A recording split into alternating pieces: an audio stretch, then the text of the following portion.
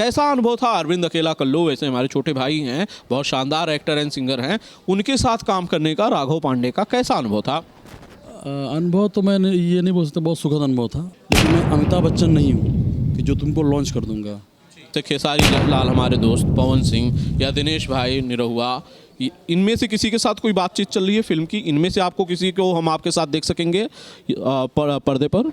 देखिए सर, बताऊँ मैं बतौर एक्टर बोलूँ तो मैं सबके साथ काम करना चाहता हूँ, चाहे वो रवि जी हों, दिनेश जी हों, खेसारी जी हों, पवन जी हों, हमारे भोजपुरी के 3 पिलर हैं। स्टार तो चिंटू पांडे भी है, स्टार कल्लू जी भी हैं, स्टार प्रमोद जी भी हैं, स्टार यश मिश्रा जी भी हैं, समर जी हैं, रितेश, हर बंदा स्टार है भोजपुरी में, हर बंदा स्टार है, एक्टर हर बंदा स्टार है। 3 पिलर की बात लोग हमेशा कहते हैं। अब ये 3 पिलर वो बहुत सीनियर हैं, दिनेश जी बहुत पुराने हैं, खेसारी जी बहुत पुराने हैं, रवि जी तो बहुत ज़्यादा ही पुराने हैं, पवन जी बहुत पुराने, तो अब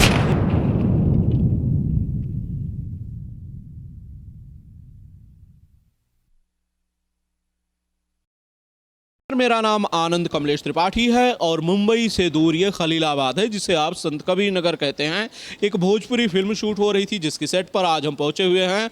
और फिल्म का नाम क्या है, फिल्म में कलाकार कौन से हैं, साथ ही साथ सेट पर क्या कुछ चल रहा है, इन सवालों के साथ हम फिल्म के जो लीड एक्टर हैं राघव पांडे जी के साथ यहाँ पर आए। और राघव जी, सबसे पहले तो मैं कुछ कहूँ उसके पहले शुक्रिया कहूँगा आपको वक्त देने के लिए बिंदास भोजपुरिया को, साथ ही साथ मुझे। नहीं, धन्यवाद भैया, शुक्रिया मैं कहूँगा, क्योंकि मैं बहुत टाइम फॉलो कर रहा था कब मेरे पास आप आएँ और मैं आपको इंटरव्यू दूँ।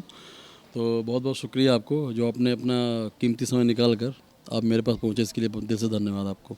चलिए, वैसे ये मेरा पेशा है, सवाल जवाब करना ही आता है मुझे, और इसी कड़ी में यहाँ पर पहुँचे। तो चलिए राघव जी, मुझे ये बताइए फिल्म के कि यहाँ पर जो इतना सारा सेट लगा हुआ है, इतने सारे कलाकार दिख रहे हैं, कौन सी फिल्म है जिसे आप लोग शूट कर रहे हैं? नाम बताएं, फिर आगे सवाल कर लेंगे। फिल्म का नाम है आयुष्मान भवा।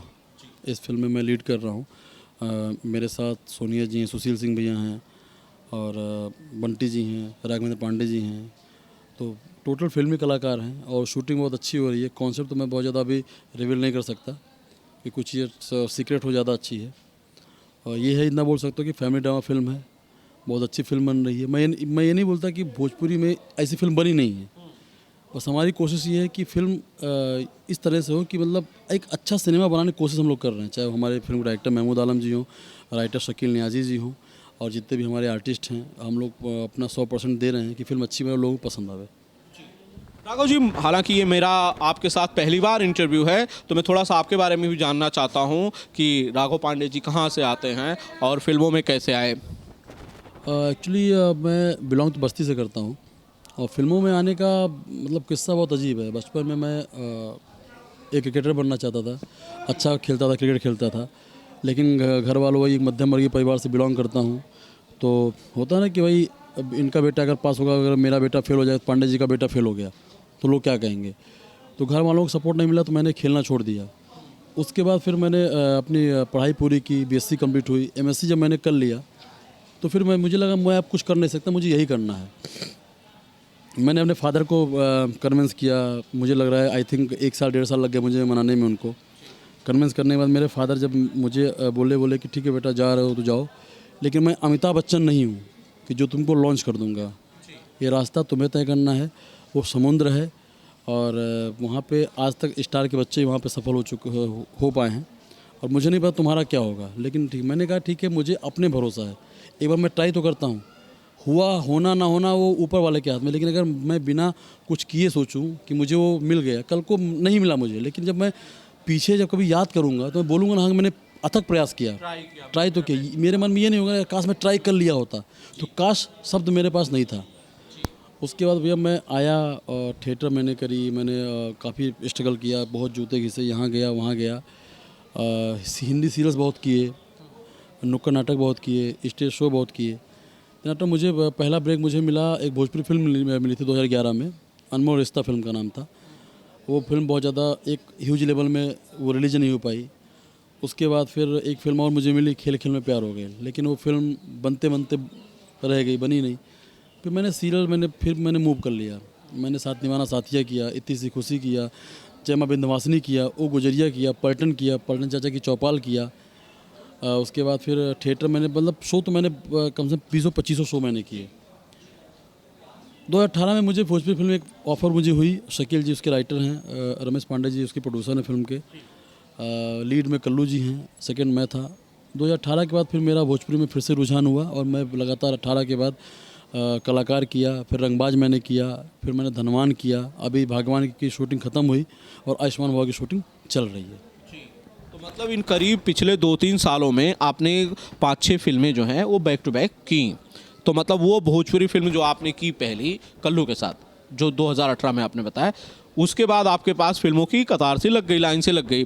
कैसा अनुभव था अरविंद अकेला कल्लू, वैसे हमारे छोटे भाई हैं, बहुत शानदार एक्टर एंड सिंगर हैं, उनके साथ काम करने का, राघव पांडे का कैसा अनुभव था? अनुभव तो मैंने ये नहीं बोल सकता बहुत सुखद अनुभव था। अनुभव ठीक ठाक था। वो अपने काम में व्यस्त, मैं अपने काम में मस्त। और एक इत्तेफाक और फिल्म में हमारे लिए कोई सीन भी नहीं है, एक दूसरे के अपोजिट में कोई सीन फिल्म में सीन ही नहीं है। मैं सेकेंड लीड हूँ, वो मेन लीड, लेकिन कुछ ऐसा ताना बुना राइटर ने बुना था कि मैं उनका आमना सामना कभी हुआ ही नहीं फिल्म में। और मैं अब पुरानी बातें सर उसमें क्या बोलूँ, ठीक है जो गुजर गया, जो रात गई तो बात गई। लेकिन अगर मैं पर्सनल अनुभव बोलूँ तो मेरा बहुत सुखद अनुभव नहीं रहा। जो मुझे ये मेरा व्यक्तिगत मामला है, हो सकता हो कि ये मुझे ऐसा लगा हो, सामने वाला बंदा ऐसा कुछ ना किया हो, तो मुझे लगता नहीं वो बातें बोलने कोई मतलब है फिर।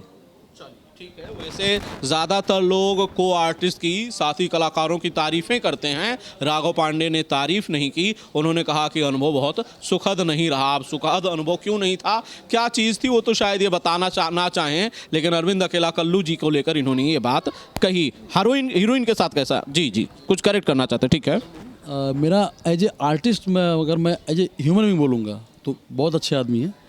एज ए आर्टिस्ट मेरा उनका आमना सामने कुछ चीज़ें थी जो वो हमारी उनकी मतलब शायद आंतरिक मन ना मिल पाया हो, इस वजह से हो गया हो। बाकी as a human being, as a artist बहुत अच्छे आर्टिस्ट हैं, मतलब एक सीनियर कलाकार हैं और एक लेवल है उनका फिल्म इंडस्ट्री में, चॉकलेट स्टार के नाम से वो जाने जाते हैं।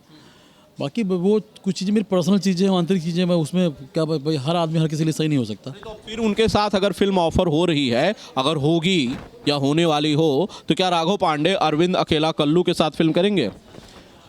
डिपेंड करेगा मेरा कैरेक्टर क्या है, मेरा रोल क्या है, उस रोल में मेरे गाने क्या हैं, मेरे सीन क्या हैं, वो मैं पहले क्लियर करूँगा।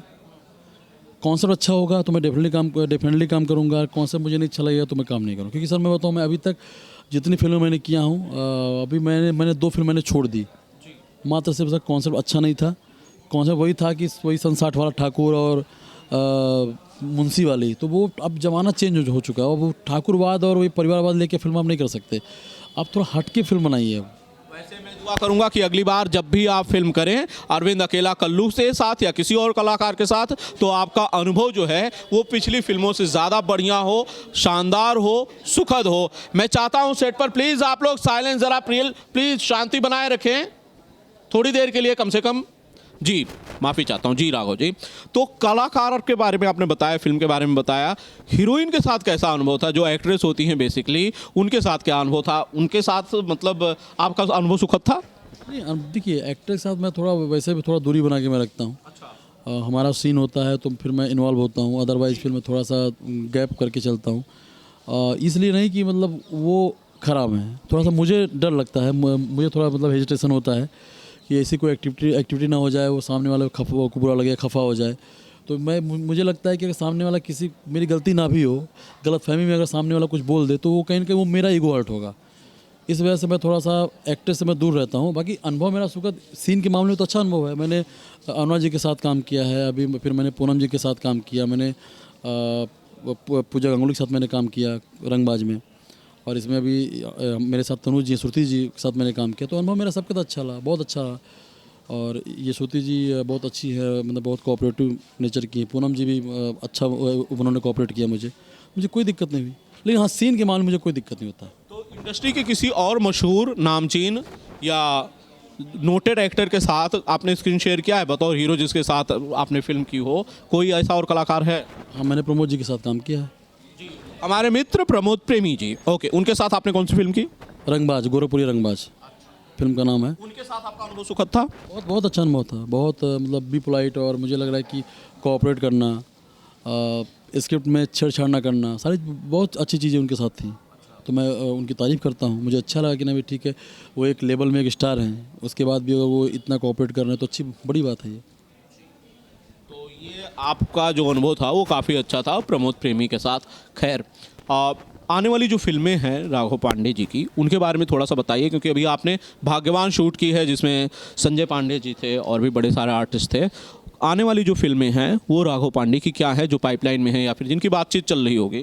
सर अभी आयुष्मान बाबा मैं कर रहा हूँ, उसके बाद मेरी एक फ़िल्म है हंसी तो फंसी, वो कॉमेडी कॉन्सेप्ट है।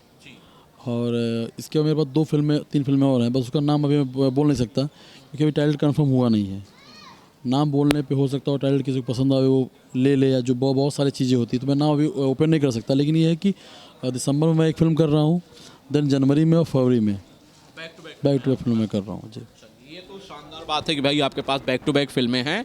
वैसे आने वाले वक्त में क्या किसी सुपरस्टार के साथ आप फिल्म करने वाले हैं, जैसे खेसारी लाल हमारे दोस्त, पवन सिंह या दिनेश भाई निरहुआ, इनमें से किसी के साथ कोई बातचीत चल रही है फिल्म की? इनमें से आपको किसी को हम आपके साथ देख सकेंगे पर्दे पर?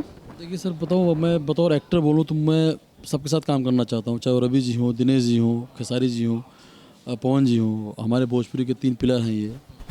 और अगर इनके साथ काम करने का मौका मिले तो मेरा सौभाग्य है ये, और मैं बहुत लकी फील करूँगा। लेकिन अभी खेसारी जी, पवन जी के साथ तो ऐसा कुछ बात नहीं चल रहा है, लेकिन हाँ दिनेश जी के साथ एक कॉन्सेप्ट चल रही है बातचीत।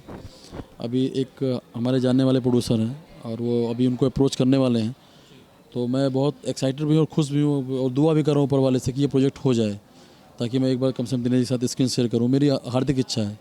बहुत ही अच्छे इंसान है, जितनी मैंने अभी तक तारीफ़ सुनी है उनकी, और काम तो मैंने कभी किया नहीं, तो काम करने के बाद ये बता पाऊंगा कि अनुभव कैसा रहा। लेकिन इंसान बहुत अच्छे हैं, काफ़ी तारीफ सुनता हूँ उनकी। दिनेश जी बड़े शानदार इंसान है। वैसे आपने एक और तार छेड़ दिया, बिजली का झटका भी लग सकता है, हो सकता है। आपने 3 पिलर वाली बात फिर से कह दी। मुझे लगता है काफ़ी समय बाद किसी कलाकार ने 3 पिलर कहने की हिम्मत की है। लोग बीच में डर रहे थे कि 3 पिलर कहेंगे तो विवाद पीछा करना शुरू कर देंगे। अब आपको लगता है ये 3 पिलर आपने कहा, अभी आपने कहा कि दिनेश जी, खेसारी जी, पवन, ये 3 पिलर्स हैं, आपको लगता नहीं कि फिर से कुछ लोगों को बुरा लग सकता है ये? बुरी की नहीं, ये 3 पिलर लाइन मेरे शब्द नहीं है, ये मेरी आंतरिक इच्छा वाले सुन के मैंने इसको बनाया है।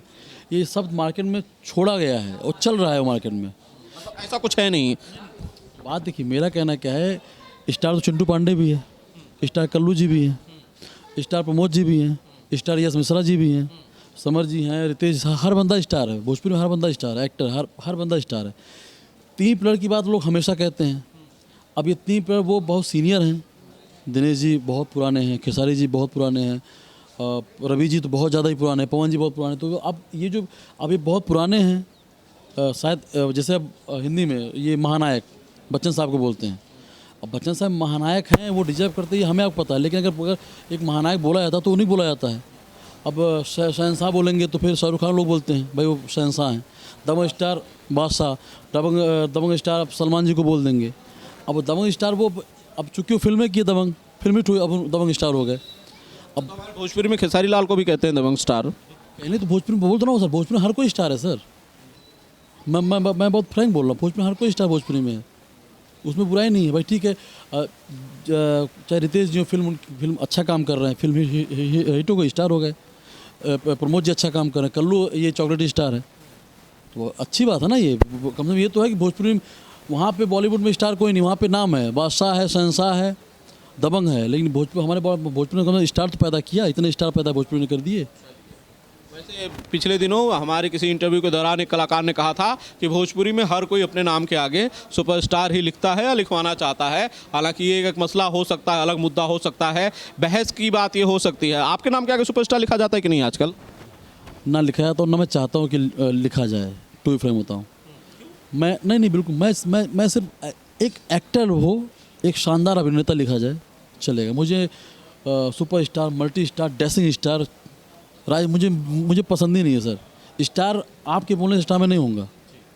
अगर आनंद जी स्टार बोल दें, रामचंद्र जी स्टार बोल दें, या मेरे जो फेसबुकिया फ्रेंड हैं वो मुझे स्टार बोलते, तो उससे वो मतलब नहीं है। स्टार मुझे दर्शक बनाएगा। मेरी फिल्में रिलीज होंगी, अगर दर्शक को लगेगा कि हाँ यार इस बंदे में पोटेंशियल है, ये बंदा हार्ड वर्क कर रहा है, वो स्टार मुझे बोलेगा तो समझ में आएगा। खुशी भी शायद ज़्यादा होगी। मैं अपने सामने मैं आपको बोल दूँ, आनंद जी काम कीजिए, आप इंटरव्यू लीजिएगा मेरा, कि राइजिंग स्टार राघव पांडे आ रहे हैं, तो सर उससे क्या हो जाएगा सर? नहीं, ये तो मैच फिक्सिंग है, हम तो खैर मैच फिक्सिंग करते नहीं है। चलिए चलिए, नहीं बिल्कुल हम ये समझते हैं कि जो अगर जनता जो आपको प्यार से नाम देती है वो मायने रखते हैं, बाकी चीज़ें तो चलती रहती हैं, अपने प्यार है लोगों के कहते हैं। कहलाने का शौक भी नहीं है, मैं सही बताऊँ, मुझे स्टार कहलाने का कोई शौक नहीं है। बस मेरा ये एक इच्छा है कि मैं जो सोच लेके मैं आया था इंडस्ट्री में, मैं काम करूँ, अच्छा काम करूँ, लोग से मुझे अप्रिसिएशन मिल जाए।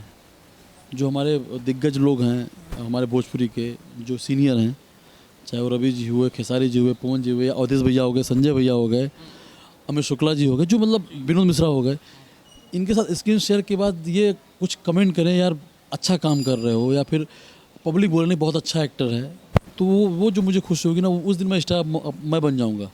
लेकिन स्टार मुझे कोई कहे नहीं, स्टार मुझे बनना नहीं सर, मुझे एक एक्टर बन के रहना, स्टार मुझे नहीं बनना। बहुत बहुत शुक्रिया इस सारी बातचीत के लिए। मैं दुआ करूंगा, उम्मीद करूंगा और कम से कम रिक्वेस्ट तो ज़रूर करूंगा कि भैया कम से कम इस इंटरव्यू के बाद तो कोई बवाल ना हो। खैर बहुत बहुत शुक्रिया पांडे जी इस सारी बातचीत के लिए, और आपकी ढेर सारी आने वाली फिल्मों के लिए मेरी शुभकामनाएं हैं। थैंक यू सो मच मुझे वक्त देने के लिए पांडे जी। भैया, और मैं भी बोलना चाहूँगा कि मेरा बोलने का कोई ऐसा मकसद नहीं है, मैं किसी स्टार की बुराई नहीं किया हूँ, और ना ही ये किसी से मेरी कोई जाति दुश्मनी है। जो मुझे फील हुआ मैंने वो बोला, और इस हाँ, किसी को अगर आहत हुआ उसके लिए तो मैं हाथ जोड़ के सबसे क्षमा चाहता हूँ, कोई बात नहीं। बहुत बहुत शुक्रिया, तो थैंक यू सो मच सारी बातचीत के लिए पांडे जी। और चलिए फिलहाल वाइंड अप करते हैं, किसी और कलाकार से मिलेंगे, कुछ और सवाल पूछेंगे। फिलहाल थैंक यू।